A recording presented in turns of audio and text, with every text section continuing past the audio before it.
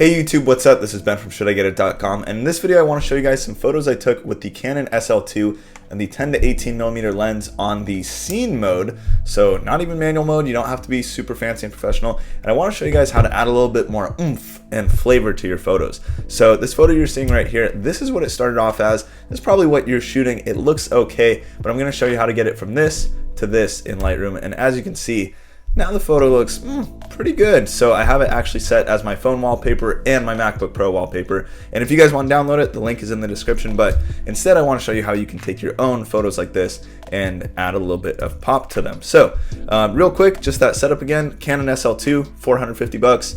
And the lens is the 10 to 18mm, which I reviewed on this channel earlier, and it is $263. So for less than $720, you can have a sick landscape setup. And these photos were shot at Yosemite National Park.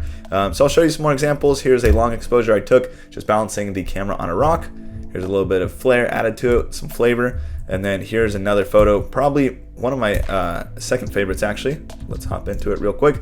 So it looks okay right here. You can see a little bit of water on the lens, and then boom, a little bit of more of that VSCO flavor, which is what I'm going to show you guys right now. All right, so if you've seen some of my other videos, you probably know about this, but what we're going to do is hop into this photo right here. You can see it's not edited at all.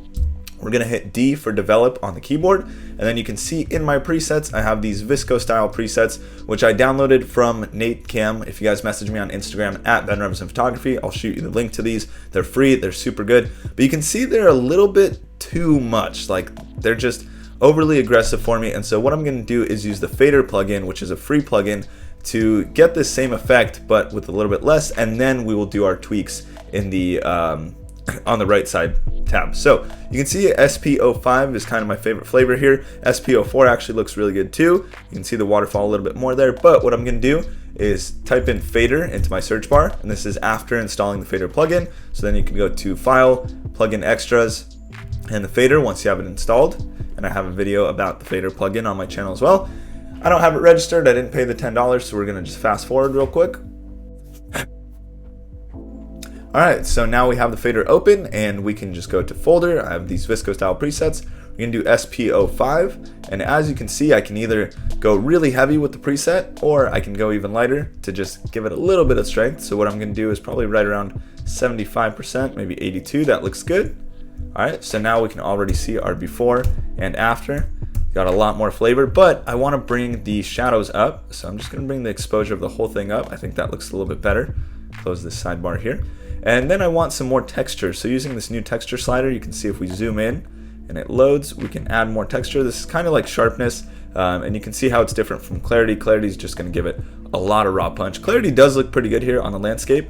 So we'll do a little bit of clarity, a little bit of texture. So we can see 1 and 2, it looks much better already. Then we can control the blues by going into HSL, and then we can go to our blue luminance. So we can bring down how bright the sky is, or we can bring it up depending on how bright we want those blues. So I want it maybe a little bit darker even, right there. And then we can do the same thing with the greens.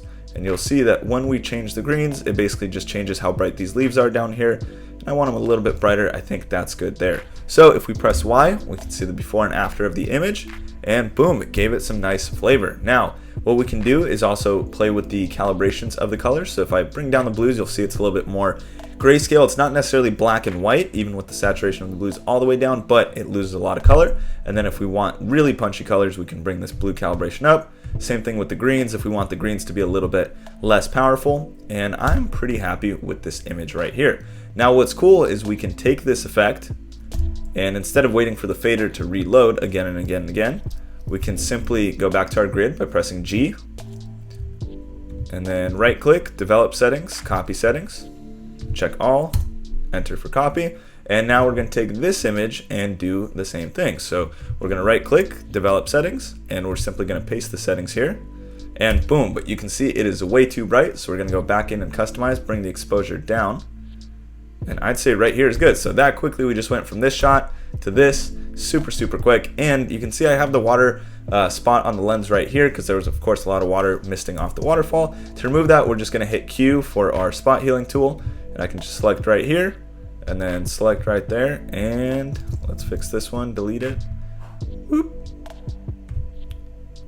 Boom. Now we have our completed image. So if we look at the before and after, before we have those water spots right here, got rid of those, and now we have some flavor, and you're done. So looks fantastic. I know it's a little bit of a, it's a VSCO filter. That's basically what it is, but I would agree with you if you showed me the before and the after that this looks much, much better. This has a lot of flavor to it, and what's nice is, again, you can copy paste it and have all your photos look like a proper set. As you can see in my Instagram album right here, or in my Instagram post, they all look like they were shot in the same style, and again, shot in the scene mode on the Canon SL2. Of course, these photos were shot in RAW. You want to make sure you shoot in RAW so you get the most power in your editing, but works super well. Again, we can do the same thing right here. This isn't even a landscape photo. This is a photo of a Blue Moon beer. You can see now it's got a lot more style. And then I can just dial that exposure back.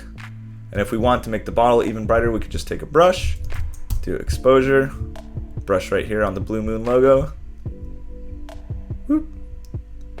And just real quick, I'm gonna take all this. You can see it's way too bright right now, but that way I can see what I'm painting. I have my exposure set to plus 1.77 stops. But we're just going to go in right here, make it maybe close to a stop, add a little bit of contrast, and now we can see with that brush off, that's what it looked like. Now we got the logo to pop a little bit more, and there is the final image. Super quick editing, and again in the same style. So I hope you guys enjoyed this video. If you have any questions, leave a comment down below or message me on Instagram at benrevsonphotography. I hope you subscribe. I have another video coming out next Tuesday at 10 a.m. Please excuse the mess. I'm moving. By the time you see this video, I will actually already be moved into Los Angeles. So if you're in LA and you want to shoot some photos with me, please hit me up. I'm looking for some new photo friends, and I'll see you guys in the next video. Thanks so much for watching. Peace.